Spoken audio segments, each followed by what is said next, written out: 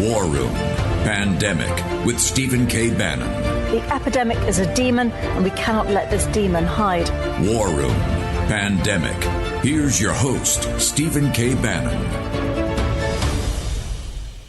Welcome back to the War Room Live. I want to bring in Jason Jones. Everybody knows Jason as the head of Movie to Movement, one of the great filmmakers in the conservative movement, great film distributors, a leader in the Right to Life movement. But Jason, we just had Jack Posobiec on here talking about the CCP, which is in back of this virus that's basically cut through America, destroyed our economy, turned upside down this election, allowed people to essentially try to steal President Trump's victory by using the CCP virus as an excuse to do these mail-in ballots, of which there are a lot of nefarious activity around. But I want to go to something. You're now in back of an effort. I saw these amazing graphics this week. Is there going to be a rally or a march, or is there some get-together, a conference in Washington this week to try to name the Chinese Communist Party as a transnational criminal organization? And that's being led by a disparate group of human rights groups that normally you wouldn't think would ever work together. What's going on here?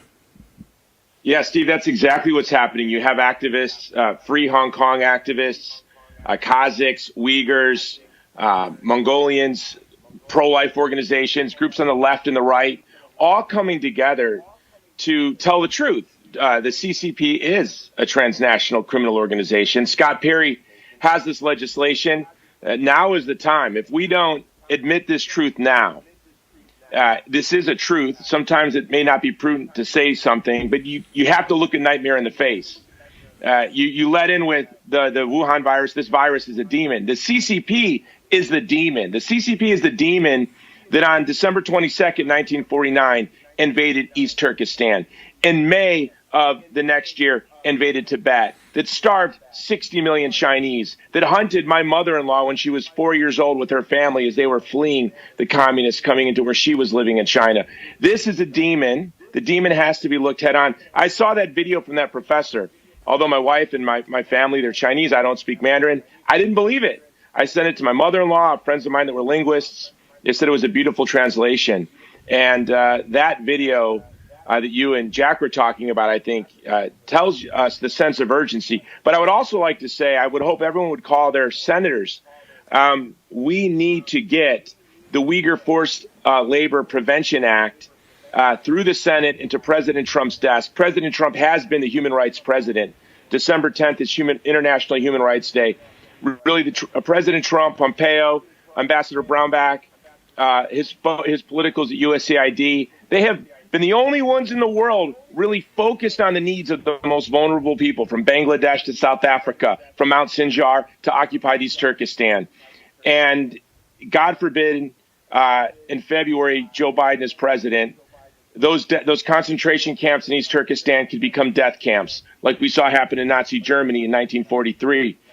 So there is a real sense of urgency here, and that's why we'll be in Washington, D.C. So, Jason, real quickly, I only got a couple of minutes, but I know that you've married into a Chinese family. What I have said for years is that the biggest victims of the Chinese Communist Party are the Chinese people, are Lao Beijing, old 100 names. Their brutality, and this professor laid it out about the business model.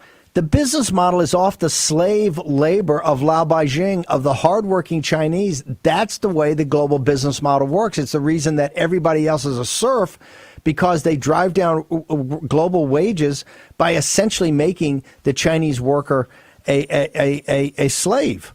What is it, since you've married into a Chinese family, tell our audience about how the basic normal Chinese people think of the Chinese Communist Party. Oh, well, my father-in-law in 1949 was at the University of Pennsylvania when China fell, never went home. My mother-in-law was a little girl and fled. Her father had to hide her in a monastery with her sister till he could get her out. He was a general in the Nationalist Army. They ate out of garbage cans in Hong Kong for years. She became a very successful model. You know, my father-in-law and mother-in-law in the 60s, you have to picture this, Steve. My mother-in-law came from poverty. She married this big movie producer from a prominent family.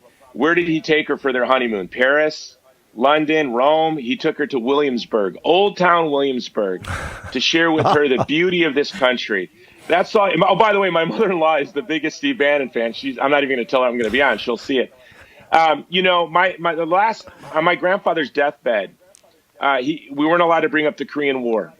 He fought in World War II. We could talk to him about that. He was an infantryman, but there was a rule: never talk about Korea around my grandfather.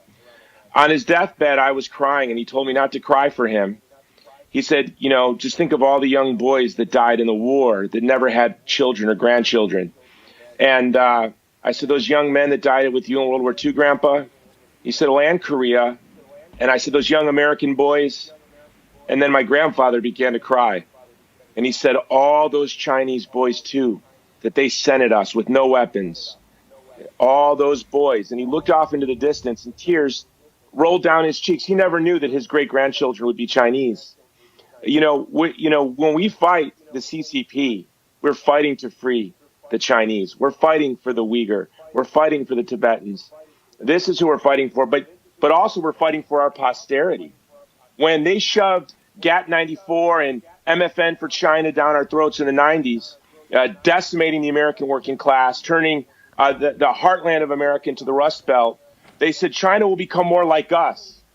We're becoming more like China. So the war against the CCP is for our posterity, but we're shoulder to shoulder with the most beautiful people in China, as you have demonstrated, Steve. Jason, how do people get access to you so they can find out more about what's happening with this human rights coming together to proclaim the Chinese Communist Party as a transnational criminal organization? Well, you can go to our website, or you go to my podcast, The Jason Jones Show, wherever you watch podcasts. A couple of days ago, I interviewed the Prime Minister in exile, Salih Hudaya of Chinese-occupied East Turkestan. And we go over the whole event that's coming up and how you can get there, and the details are in the show notes. Or our website, thegreatcampaign.org. Are you on Twitter or Parler? Yes, The Jason Jones Show, at Jason Jones Show. Okay, Jason, thank you so much. We'll have you on the day of the event. Thank you very much, Jason Jones, a great American patriot. Steve.